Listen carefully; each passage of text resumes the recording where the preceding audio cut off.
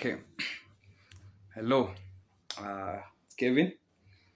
Na today hata kuongea about kitu moja nimekuja kunotice na kurealize in our Kenyan system.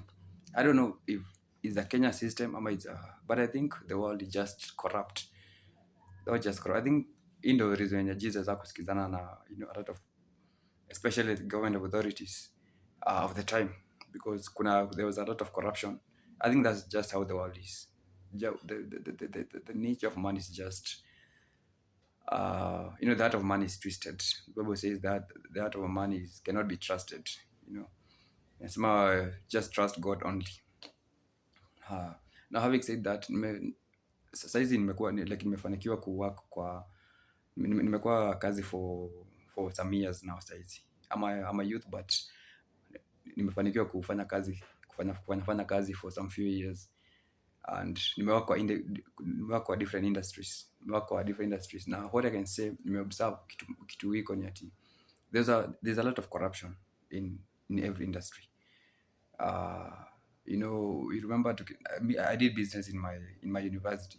So coming out of a business school and coming to the real world where normal business is being done, unakuja una realize kama bingu na dunia vitu mbili tofauti kabisa, because I remember we were taught about things like business ethics. Business ethics and how to conduct business in a more ethical way. With all good ethics, good behaviors, characteristics of how to do business, good business, and all that. And nikuja kurealize I struggled a lot, being an entry employee, because I realized what we had been taught in our schools and what was actually happening kwa ground ni vitu mbili tofauti kabisa. So it was a struggle, especially being a Christian and seeing things that are which is happening in the business world. Then it was a struggle. Okay, now my point is this: the corruption in this world can influence you as a grounded Christian to change your ways, to change your values, to change what you believe in and understand. It's very easy for you to find yourself, embracing new ways of dishonest ways of doing things, because that's how you ulipata zikifanywa, and of course you want to make a living out of all the business that you do, and unapata a lot of government systems and government policies don't favor the right way of doing things. They favor like lazima ukuwe na njia za mkato ndo at least you have a bread on your table. Now, but I want to say that it's important that you don't change what you believe in. It's important that you remain committed in your values, in your beliefs, in what you learn first. In the inner beliefs yenye ulikuwa nayo even after umekuwa born again. It's very important that unakuwa committed to those beliefs. Don't change anything for anybody, because when you do that, then you are going to answer to God. I remember when you see Jesus lived exactly the life that you're living today. He met a lot of corruption. He met a lot of wicked people, and people who tried to change what he believed in and his purpose and his mission. But he was focused.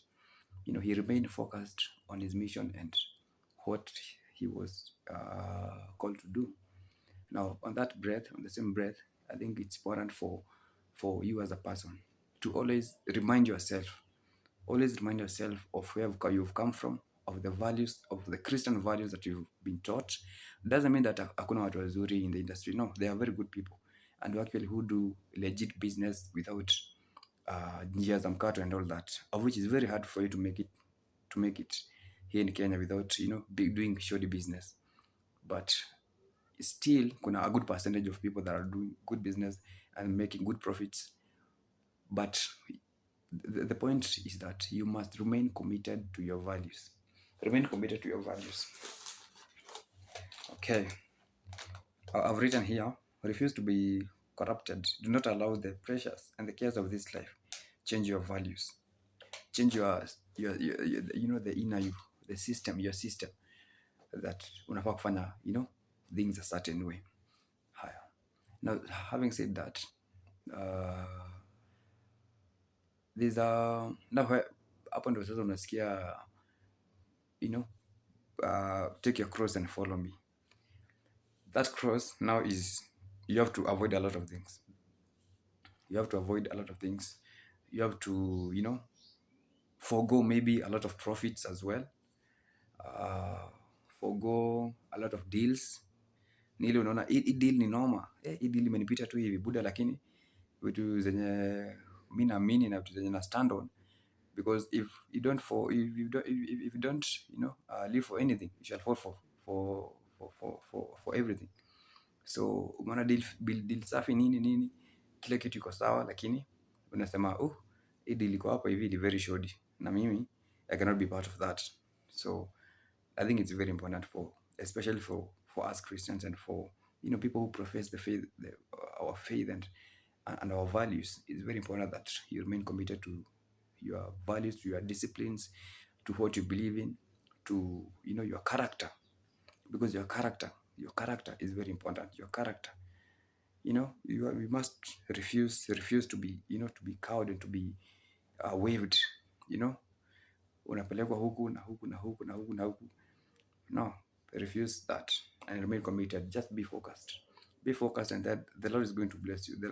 The Lord is faithful, and if He sees that you're committed and all that, and you're committed to your purpose, and you're not willing to compromise on anything, on what you believe in, and the values and the principles that He has taught in the Bible, then the Lord is faithful. He's going to bring the right people to your path. Yeah, having said that, able to just remain stand. Don't allow flattery and the deception of men to twist you and to change your views. I'ma change how you do things. No. Yeah, remain committed to be firm in your decisions. Be firm. Okay, so bye.